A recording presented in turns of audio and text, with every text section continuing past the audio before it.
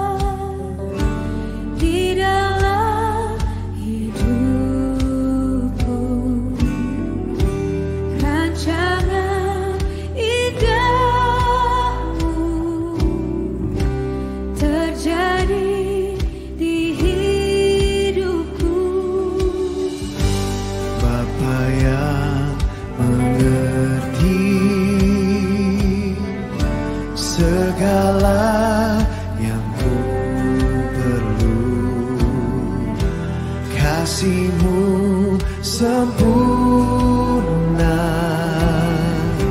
nyata dalam hidupku. Ku bersyukur Bapa, ku bersyukur kasih setia-Mu di dalam hidupku. Ku bersyukur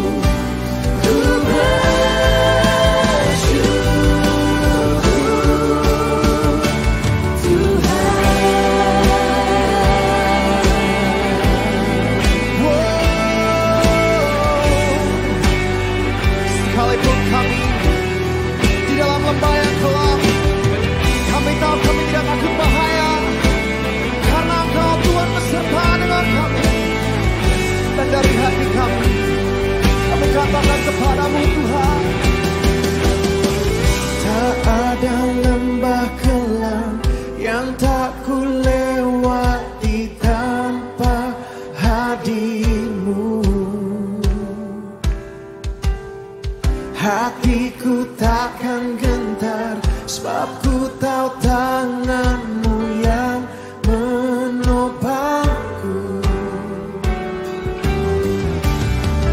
Tak ada lembah kelam yang tak ku lewati tanpa hadirmu. Hatiku takkan gentar, sebab ku tahu tanganmu yang menopangku. Kaulah Yesus, Kaulah Tuhan, hanya Kau ku percaya. Kaulah Yesus, Kaulah Tuhan, harapan hidupku.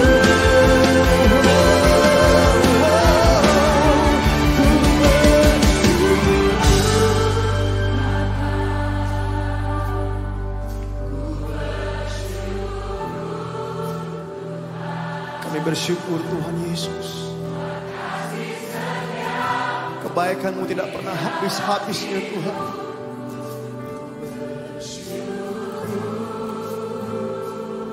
Kami katakan ku bersyukur Bapa, ku bersyukur Tuhan, ku bersyukur Tuhan. Amin. Buat kasih setia-Mu di dalam hidupku, ku bersyukur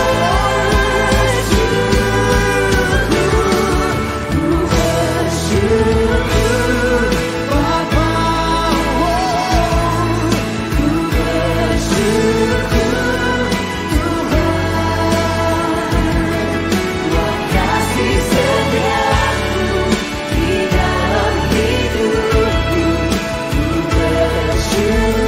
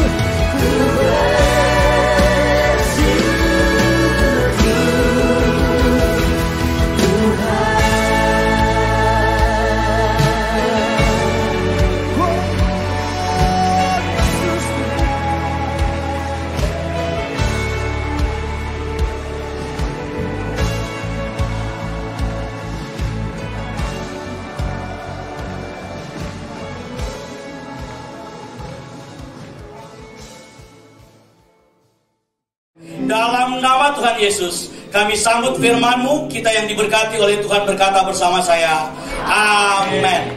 Sekali lagi beri kemuliaan buat Tuhan. Silakan duduk. Kita akan membaca firman Tuhan yang diambil dari kitab 1 Korintus pasal yang ke-15, ayat yang ke-40, 47 sampai dengan 49. 1 Korintus pasal yang ke-15, ayatnya yang ke-40, 47 sampai dengan ayat 49. Saya akan baca buat saudara 1 Yohanes pasal yang ke-15, ayat yang ke-40, 47 sampai 49. Ada tubuh sorgawi dan ada tubuh duniawi. Tetapi kemuliaan tubuh sorgawi lain daripada kemuliaan tubuh duniawi. Ayat 47. Manusia pertama berasal dari debu tanah dan bersifat jasmani. Manusia kedua berasal dari sorga. Makhluk-makhluk alamiah sama dengan dia yang berasal dari debu tanah, dan makhluk-makhluk sorgawi sama dengan dia yang berasal dari sorga. Sama seperti kita telah memakai rupa dari yang alamiah, demikian pula kita akan memakai rupa dari yang sorgawi. Saudara, hari ini saya akan khotbahkan tentang kita dipanggil untuk dimuliakan Tuhan. Kita manusia diciptakan Tuhan dengan satu tujuan. Kenapa? Karena setiap benda, setiap makhluk, setiap materi, dan apapun itu yang diciptakan Tuhan pasti diciptakan untuk satu tujuan. Bilang amin. Kalau saudara lihat bunga ini, maka saudara akan lihat ini. Di mata manusia ini nggak punya arti.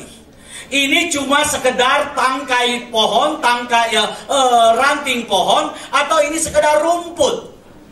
Tapi saya mau bilang, rumput yang tidak ada guna ini, rumput yang menurut manusia ini tidak berharga, Tuhan ciptakan rumput ini dengan tujuan yang mulia. Bilang amin.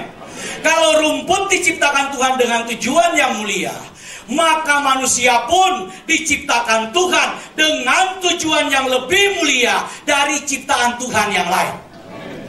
Karena itu saudara, ketika rumput yang Tuhan ciptakan Tuhan itu dengan tujuan yang mulia ini, itu ada di rumah Tuhan, dipakai untuk kemuliaan Tuhan, menjadi warna tersendiri bagi kemuliaan Tuhan, maka ini artinya rumput yang tidak berharga ini, dia pun memuliakan Tuhan. Rumput ini ada di rumah Tuhan, betul? Dan dia mempermuliakan nama Tuhan. Bagaimana dengan orang yang buat ini? Pasti juga akan dimuliakan Tuhan. Amin. Amin. Yang buat ini Ibu Gembala, saudara. Sampai nggak tidur loh bikin ini. Kalau saya bikin ini, aduh, seleranya beda, saudara. Saya nggak tahu jadinya kayak apa. Ketika saudara ada di rumah Tuhan, maka saya percaya satu hal. Ada hal-hal mulia yang akan Tuhan nyatakan dalam hidup kita. Karena kita lebih mulia dari rumput ini. Amin. Karena itu kita akan belajar sama-sama hari ini tentang bagaimana panggilan pemuliaan itu. Saudara, manusia itu diciptakan dengan tujuan. Tujuan manusia ketika diciptakan Tuhan, yaitu menghadirkan gambaran Tuhan di dunia. Bilang amin.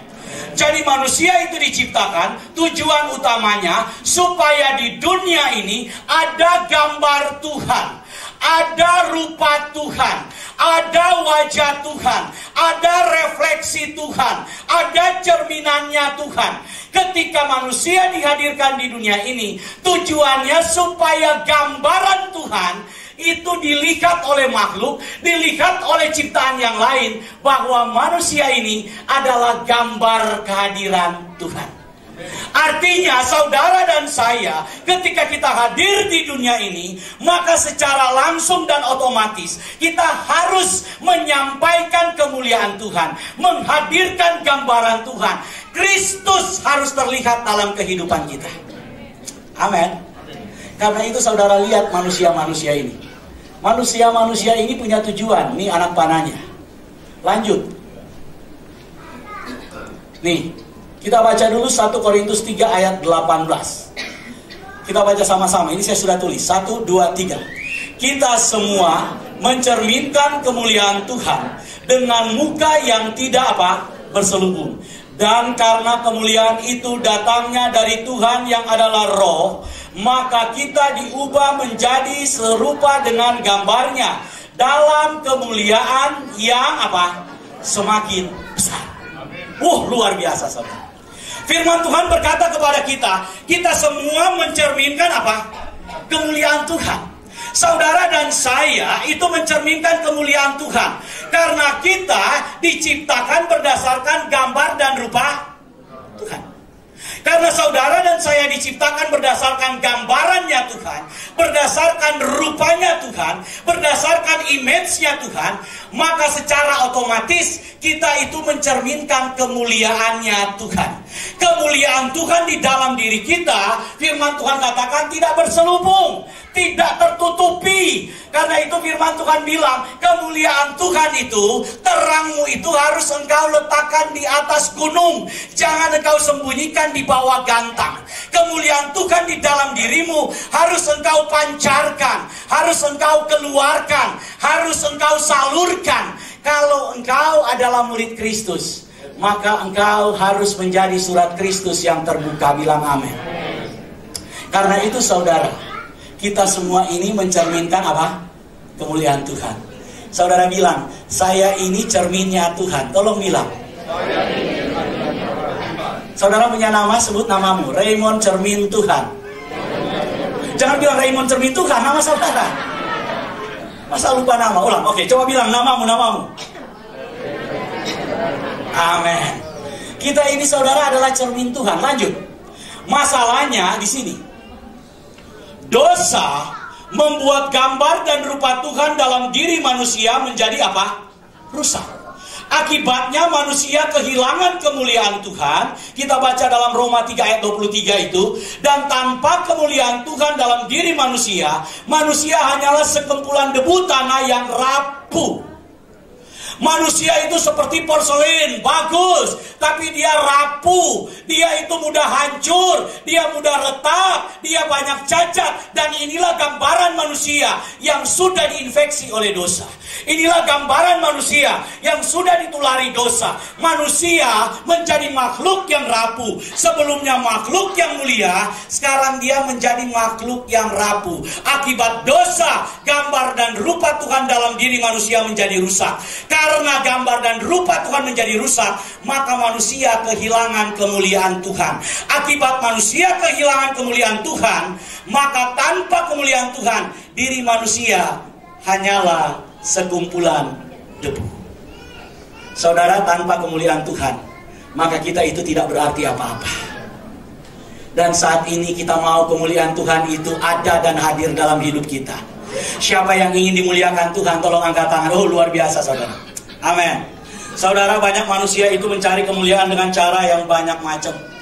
Banyak manusia mencari kemuliaan dengan cara yang berbeda-beda. Mereka pikir dengan pendidikan yang tinggi, maka mereka akan dimuliakan. Mereka pikir dengan keberhasilan karir, maka mereka akan dimuliakan. Mereka pikir dengan banyaknya harta yang mereka kumpulkan, maka mereka akan mendapat kemuliaan. Saudara, walaupun di mata manusia saudara begitu mulia, karena prestasimu begitu hebat, tetapi sifat asalimu adalah sifat asali dari debu tanah yang mudah rapuh.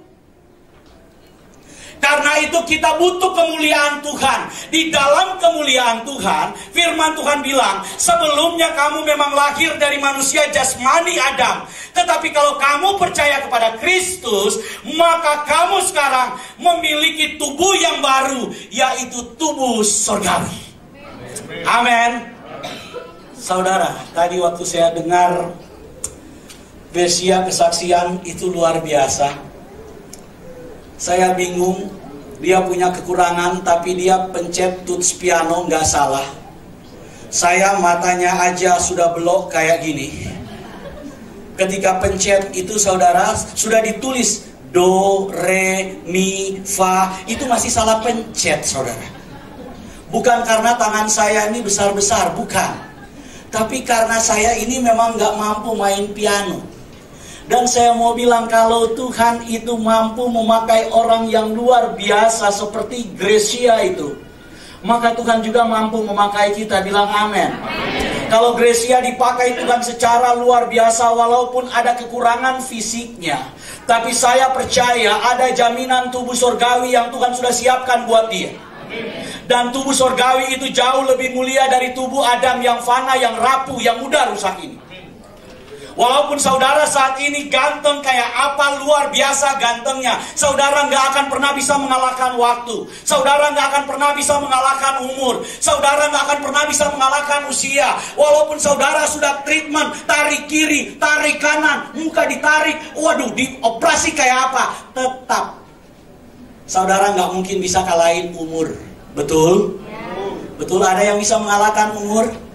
Saudara pikir dengan saudara, oh treatment badannya, treatment wajahnya, treatment kayak apa juga, saudara pikir saudara akan bertambah umurnya dan saudara akan menghambat ketuaan? Enggak. Karena karakter asali tubuh kita adalah tubuh yang rapuh, tubuh yang dari tanah. Dan makin lama debu tanah itu akan turun menjadi seperti asalnya, yaitu apa? Debu. Tapi kalau saudara ada dalam Kristus, Maka tubuh tanah ini, firman Tuhan bilang, memang diambil ketika engkau diciptakan. Tapi roh yang Tuhan tempatkan di dalam diri kita, itu akan membawa kita di dalam kemuliaan bersama dengan Kristus. Kita memiliki tubuh yang baru, yaitu tubuh apa? Tubuh surgawi. Amin. Amin. Saudara, saya percaya sudah punya stok tubuh yang baru. Jadi saya nggak pernah khawatir dengan hidung saya yang besar. Saya nggak pernah khawatir dengan mata saya yang melotot. Banyak orang yang kemudian, apa saudara, saya ini merasa bersalah juga dengan diri saya. Karena, kenapa sih Bu Eli bilang, Raymond, kalau kamu khotbah itu apa nggak bisa? Mata kamu tuh nggak melotot, jemaat takut tahu. Wih. Kalau kamu itu ngomong katanya, apa nggak bisa? Mata kamu tuh nggak melotot. Saya dalam hati, kemarin saya ngomong dengan di sini ada salah satu guru sekolah minggu, saudara. Ternyata Ibu Eli itu memperhatikan saya. Saya nggak tahu kenapa dia memperhatikan saya. Jadi, jangan salah paham. Saudara, waktu di situ saya ngobrol, ternyata waktu saya ngobrol, mata saya itu saudara melotot. Ini yang saya ngobrol ini dengan anak cewek. Mukanya pantas saya ngeliat kayak mau nangis. Jadi mukanya udah kayak mau nangis. Saya cuek aja karena saya pikir saya ngomong biasa. Tapi ternyata mata saya itu melototnya luar biasa, saudara. Saking besarnya orang itu jadi takut. Iya benar, dia di situ udah mau nangis. Saya dalam hati saya bilang, Bu Eli, nggak mungkin lah kalau saya ngomong dengan itu orang itu, kemudian saya nggak melotot terus saya begini-begini. Gimana kabar kamu? Kamu baik-baik saja? Saudara, nanti dibilang genit, betul kan? Masalah lagi saya ini. Jadi susah, karena itu saya bilang begini. Saya percaya nanti Tuhan sudah siapkan tubuh surgawi yang proporsional buat Raymond. Amin. Mata Raymond itu mata yang proporsional. Amin. Hidungnya hidung yang proporsional. Kenapa? Karena hidung saya ini kalau dibikin imut, saudara, saya napas itu saya asma. Karena kebutuhan oksigennya itu banyak. Jadi ada yang bilang begini ke saya, Mon, kalau diperhatikan dari hidung, kamu itu orangnya hoki. Haleluya, puji Tuhan. Dari hidung dia bisa lihat Raymond ini hoki. Dia belum lihat kantongnya hoki atau enggak. Lihat dari hidung katanya, kamu ini hoki. Saya bilang, hokinya di mana? Coba lihat, Akbar Tanjung hidungnya mirip kamu loh, Mon. Saya bilang, kenapa yang jelek-jelek yang dicontohin? Katanya mirip, karena itu dia hoki. Saya bilang, hoki manusia kayaknya bukan tergantung hidung. Amin. Amin. Tapi saya aminin aja, Raymond hidung hoki. Amin. Amin, saudara. Coba yang punya hidung kayak saya nggak usah takut. Walaupun hidung kita ini kayak jambu monyet, Tuhan ciptakan sempurna. Amin. Iya, luar biasa. Dan saya yakin, saya percaya ada tubuh surgawi yang Tuhan siapkan buat saya. Tubuh yang mulia, yang kemudian menggenapi, menyempurnakan bagian-bagian tubuh saya, bagian-bagian kehidupan saya yang cacat dan bermasalah. Amin. Saya percaya bahwa Tuhan akan menyempurnakan saya dalam tubuh surgawi yang Tuhan sudah janjikan buat kita. Karena itu saudara dan saya dipanggil oleh Tuhan untuk masuk dalam kemuliaan Tuhan, supaya kita tidak tinggal tetap di dalam tubuh yang lemah, tubuh yang rentah ini, tubuh yang rapuh ini, tubuh yang banyak masalah ini. Tuhan mau kita ada di dalam tubuh kemuliaan Tuhan. Bilang amin. Kalau sekarang saudara masih ada dalam tubuh yang rapuh ini, saudara sudah punya iman kepada Yesus, maka tubuh yang rapuh ini sedang diperbaiki dan diperbaharui oleh Tuhan kita yang luar biasa. Apapun kelemahan kita, ada Tuhan yang tinggal di dalam kita, yang akan selalu menguatkan kita. Amin. Kita perhatikan slide selanjutnya. Perhatikan baik-baik, saudara. Lanjut. Karena itu tujuan akhir dari keselamatan kita adalah menjadikan manusia kembali segambar dan serupa dengan Tuhan. Lanjut.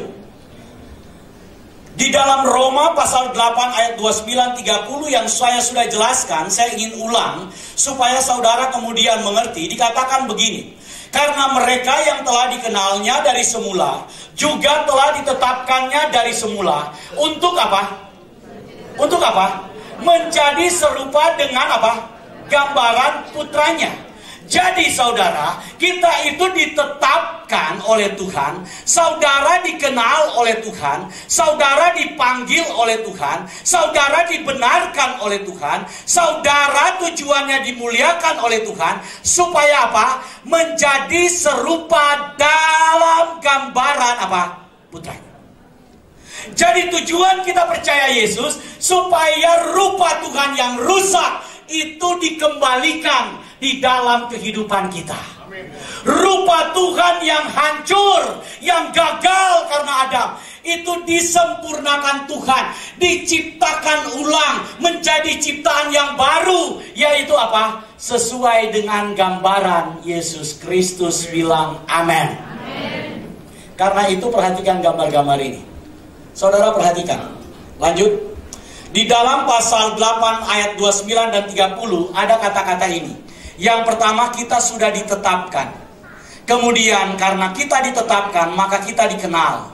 Kalau kita dikenal, maka kita dipanggil. Orang yang gak dikenal gak mungkin dipanggil. Karena saudara dikenal, maka saudara dipanggil.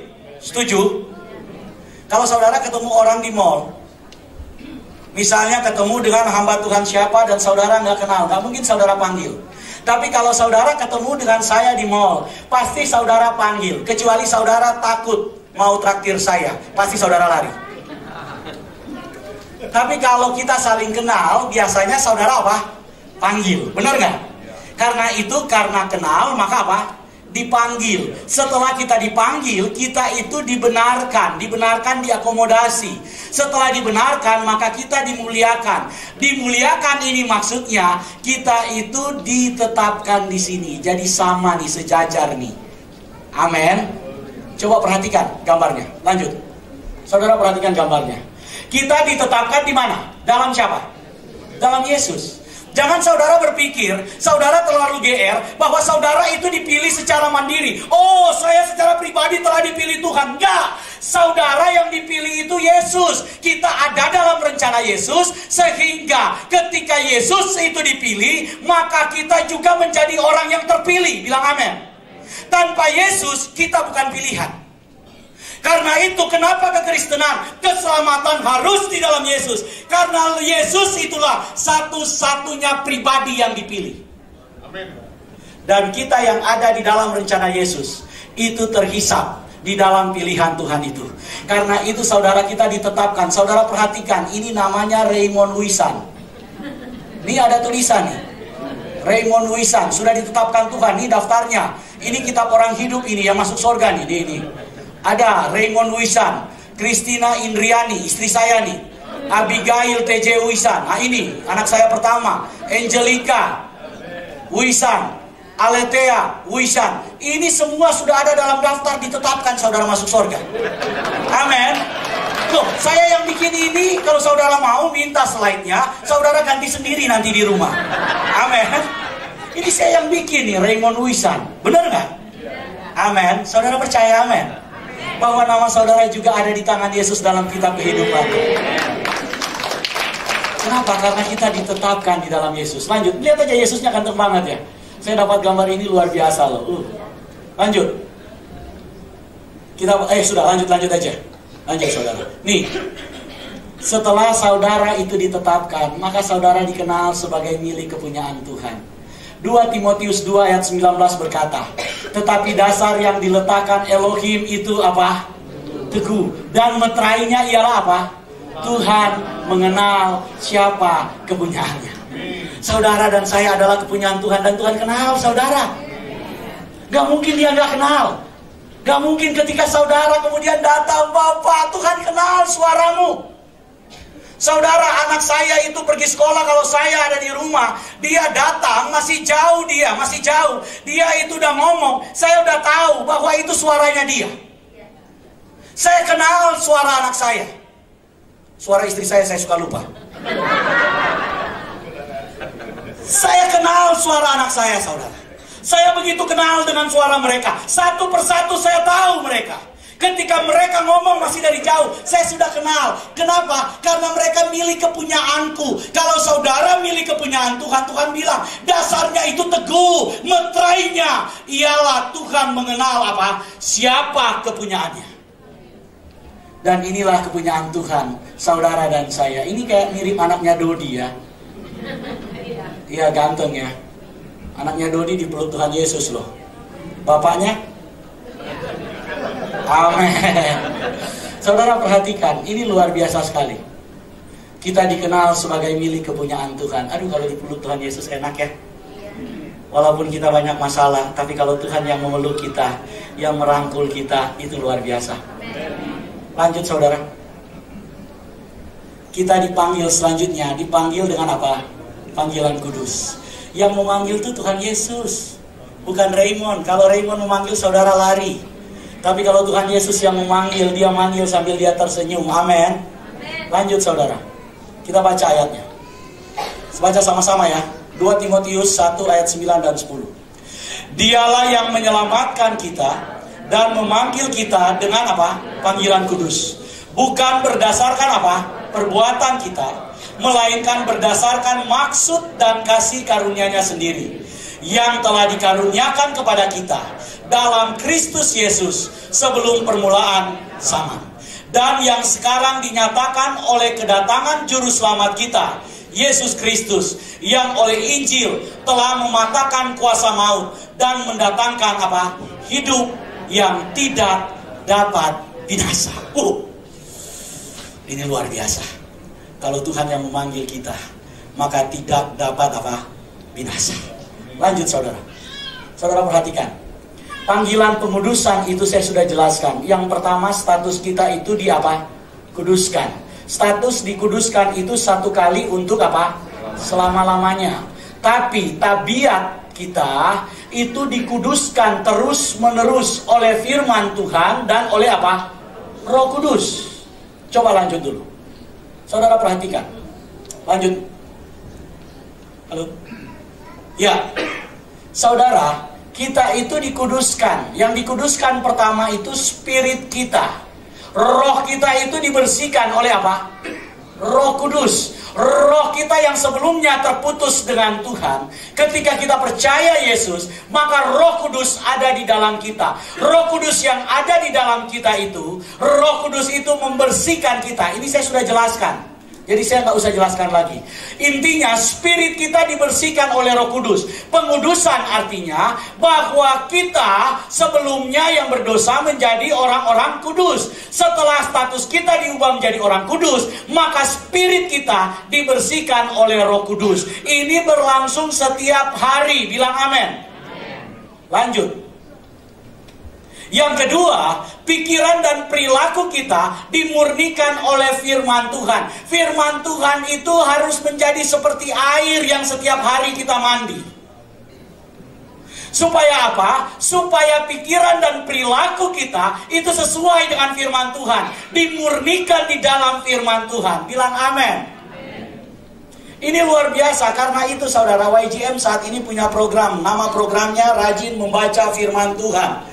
Kalau jemaat mau ikut program ini, kami buat setiap hari itu dibagi beberapa kelompok jemaat, supaya jemaat itu bisa dikoordinir untuk rajin membaca firman Tuhan. Setiap hari ada satu pasal, dan kami menyiapkan audio Bible-nya. Jadi bagi jemaat yang mungkin di rumah lagi sakit, saudara bisa dengarkan audio Bible. Audio Bible yang kami buat itu sudah nggak pakai Allah, tapi kami buat itu baru pasal per pasal. Jadi kalau saudara mau gabung, saudara bisa langsung daftar di sekretariat. Hari ini audio Bible itu pasal yang kelima, suaranya suara Ibu Vivi ya. Betul ya? Saudara yang ingin gabung dalam program Rajin Membaca Firman Tuhan, saudara bisa langsung daftar, nomor WA saudara di sekretariat. Nanti kami akan langsung kirim materinya setiap hari. Saya lanjut saudara. Ini cuma informasi aja. Lanjut. Khotbah saya lanjut. Kita dibersihkan dan dimurnikan oleh firman Tuhan setiap hari. Ini, firman Tuhan ini harus menjadi seperti air yang memurnikan kita, membersihkan kita, memandikan kita. Lanjut saudara. Lanjut. Selanjutnya kita dibenarkan. Artinya kita diakomodasi oleh Yesus. Bilang amin. Saudara dan saya dibenarkan oleh Tuhan. Kesalahan kita, kekurangan kita itu diakomodasi oleh Yesus. Lanjut baca ayatnya. Nih, Yesus mengakomodasi kelemahan dan ketidakmampuan kita dalam kemenangan Tuhan. Ketidakmampuan kita itu sudah dipakukan di atas kayu salib oleh Yesus. Amin. Harusnya saudara dan saya yang dipakukan di kayu salib ini. Tapi Yesus justru memakukan dirinya supaya saudara ini diakomodasi oleh kemenangan Tuhan. Lanjut saudara. Kita baca sama-sama. 1 Korintus 5 ayat 21 baca sama-sama. 1, 2, 3. Dia yang tidak mengenal dosa telah dibuatnya menjadi dosa karena kita, supaya dalam dia kita dibenarkan oleh Elohim. Amin. Roma 3 ayat 23-24 yang saya bilang tadi. Karena semua orang telah berbuat dosa dan telah kehilangan kemuliaan Elohim. Dan oleh karena kasih karunia telah dibenarkan dengan cuma-cuma. Karena apa? Penebusan dalam Kristus Yesus. Saat ini kita sudah menjadi orang benar. Bilang amin. Gak usah ragu dengan itu. Kalau saudara percaya Yesus, jangan pernah memberi ruang kepada keraguan. Kalau saudara percaya Yesus, jangan pernah menyisakan keraguan di dalam percaya kepada Tuhan. Kalau saudara percaya bahwa saudara sudah dibenarkan di dalam Yesus, maka jangan pernah berpikir bahwa saudara sekarang ini orang-orang yang tidak benar, yang akan dihukum oleh Tuhan. Kita sudah dibenarkan oleh Tuhan. Karena kita orang benar, maka status orang benar itu harus kita kerjakan, sesuaikan dengan status kita sebagai orang benar. Yaitu apa? Perilaku kita, pikiran kita harus setiap hari dikoneksikan, dimurnikan dengan firman Tuhan. Tapi kalau kita tidak baca firman Tuhan, bagaimana kita bisa dimurnikan oleh firman Tuhan? Kita bisa dimurnikan oleh firman Tuhan kalau firman Tuhan itu setiap hari mengalir dengan deras dalam hidup kita. Biarkan firman Tuhan itu mengalir dengan deras dalam hidup kita. Kalau saudara malas baca, maka kami siapkan audio Bible gratis. Sekali lagi apa? Gratis.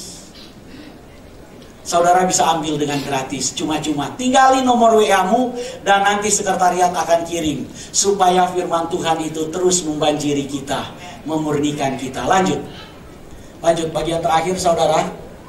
Maka setelah kita dibenarkan, setelah kita dipanggil dengan panggilan kudus, setelah kita dimurnikan, maka kita kembali dimuliakan dalam kemuliaan apa? Tuhan. Amin. Amin saudara. Kita baca ayat penutup kita tadi, 1 Korintus pasal 15 ayat yang ke-40 dan 49 saja. 1 Korintus pasal yang ke-15 ayat 40 dan 49. Saya minta WL Singer untuk siap-siap. 1 Korintus pasal 15 ayat 40 kita baca sama-sama. 1, 2, 3. Ada tubuh surgawi dan ada tubuh duniawi. Tetapi kemuliaan tubuh surgawi lain daripada kemuliaan apa? Tubuh duniawi. Ayat 49 kita baca sama-sama. Sama seperti kita telah memakai rupa dari yang alamiah, demikian pula kita akan memakai rupa dari yang surgawi. Saudara percaya bahwa setiap kelemahan kita akan disempurnakan dengan tubuh surgawi Tuhan. Amin. Percaya bahwa saudara sudah punya stok tubuh surgawi. Katakan, saya punya stok tubuh surgawi. Kalau saya sakit hari ini, bilang, Tuhan akan pulihkan saya. Sama seperti tubuh surgawi. Amin. Haleluya.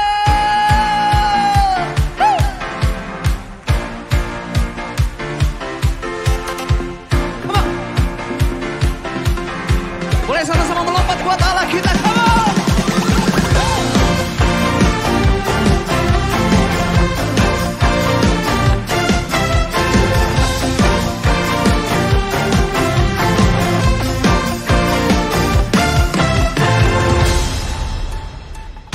Kau yang hidup di dalamku,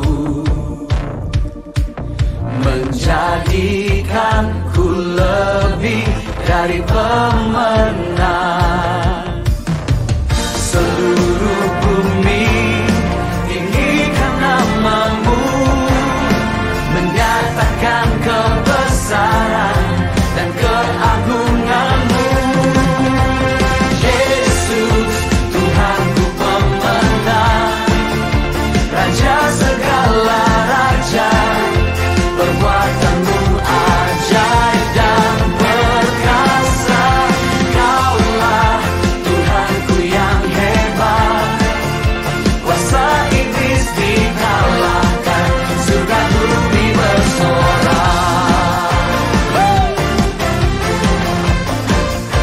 Haleluya.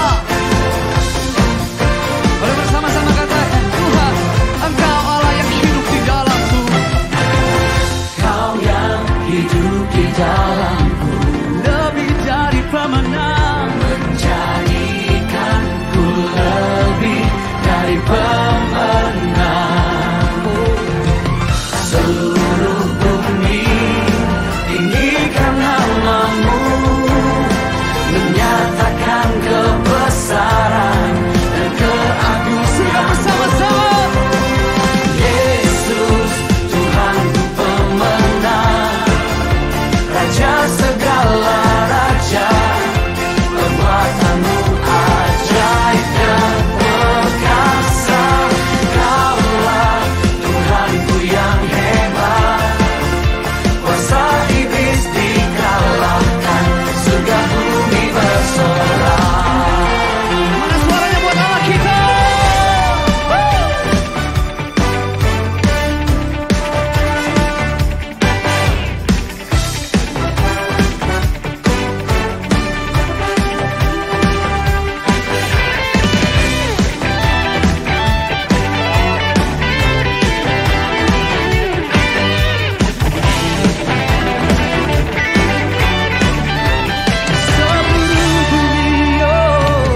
Seluruh bumi tinggikan namamu, menyatakan kebesaran dan keagunganmu.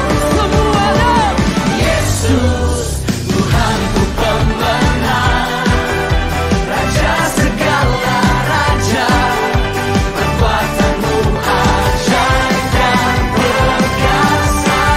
Kaulah Tuhanku yang hebat, kuasa iblis dikalahkan. Yesus, Tuhanku pemenang, Raja segala raja, perbuatanmu ajaib dan perkasa. Kaulah Tuhanku yang hebat, kuasa iblis dikalahkan, surga bumi bersorak. Kuasa iblis dikalahkan, surga bumi bersorak.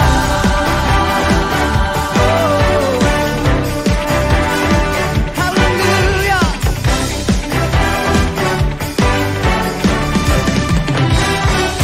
Segala kemuliaan, pujian, hormat hanya bagi Tuhan. Serukan haleluya.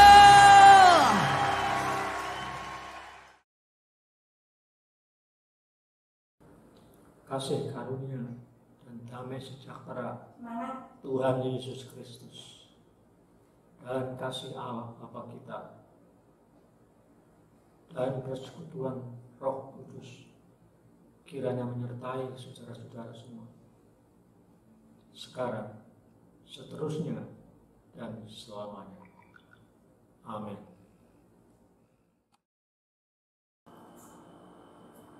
Shalom, saudara telah mengikuti ibadah GBI Alpha Omega secara online. Saya percaya Tuhan telah melawat dan menjamah melalui pujian dan firman yang telah disampaikan bagi jemaat Alpha Omega. Saudara diberi kesempatan untuk membawa persembahan maupun persepuluhan melalui transfer ke rekening BCA 014 323 7777 atas nama PT Graha Alpha Omega. Saya berdoa dan percaya Jemaat Alfa Omega sanggup melalui masa yang sulit ini, dipulihkan dan diberkati Tuhan. Tetaplah bersama GBI Alfa Omega, ikutilah ibadah online selanjutnya, terus bertumbuh dalam anugerah dan kebenaran. Jesus Christ bless you.